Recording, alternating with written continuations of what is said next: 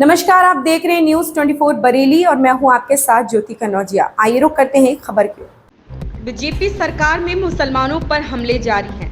राहुल गांधी का मोदी सरकार पर तीखा हमला। हरियाणा में हुए मोब लिंचिंग का मामला अब तूल पकड़ता जा रहा।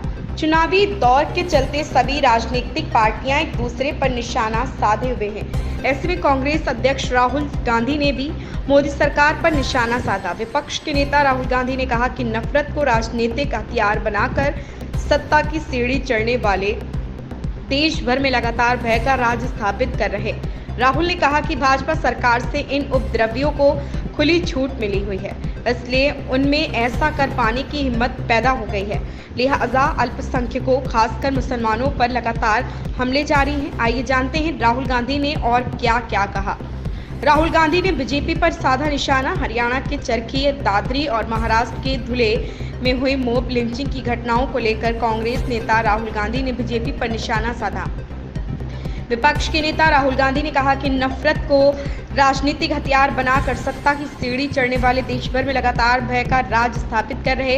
उन्होंने यहाँ तक कहा कि भीड़ की शक्ल में छिपे हुए नफरती तत्व कानून के राज को चुनौती देते हुए खुलेआम हिंसा फैला रहे। बीजेपी ने दी खुली छूट। बीजेपी पर हमलावर होते हुए राहुल ने कहा कि भाजपा सरकार से इन उपद्रवियों को खुली छूट मिली हुई है, इसलिए उनमें ऐसा कर पाने का साहस पैदा हो गया है। लिहाजा अल्पसंख्यकों खासकर मुसलमानों पर लगातार हमले जारी हैं और सरकारी तंत्र मूक दर्शक बना देख रहे। उन्होंने कहा कि ऐसे अराजक तत्वों के खिलाफ सख्त से सख्त कार्रवाई कर कानून का इकबाल कायम किया जाना चाहिए।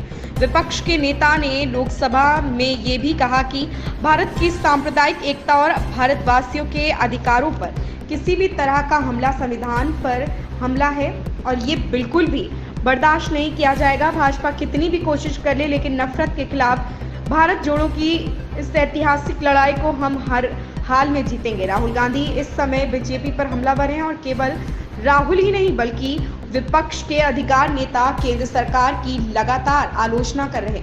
मोब लॉन्चिंग और रेप जैसे मामलों को देखते हुए विपक्ष केंद्र सरकार से कड़ी कार्रवाई की मांग कर रहा। मोहम्मद आसिम की रिपोर्ट। इस खबर में बस इतना ही। बने रहें न्यूज़ 24 बरेली के साथ। ऐसे ही लेटेस्ट खबरें पाने के लिए हमारे चैनल को लाइक करें, सब्सक्राइब करें और साथ में बेल आइकन जरूर दबाएं।